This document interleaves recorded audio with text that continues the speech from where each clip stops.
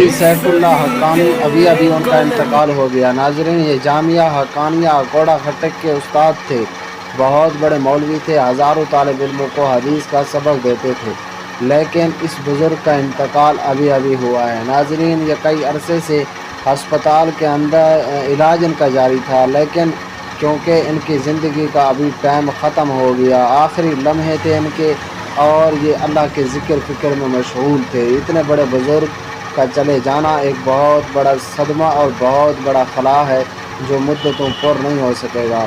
ناظرین، یہ آج کی نئی خبر ہے کہ حضرت شیخ الحدیث حضرت مولانا سیف اللہ، مفتی سیف اللہ صاحب، ان کا جو جامعہ کوڑا خٹک کے استاد تھے، تو پہلے شیخ ادریس صاحب، اس کے بعد مفتی مولانا سمیع الحق، حامد الحق، یہ سارے لوگ شہید ہوئے، اور یہ استاد بھی جامعہ حقانیہ کے ہیں، وہاں سے جو ہے نا ان کے انتقال کی خبر آئی ہے۔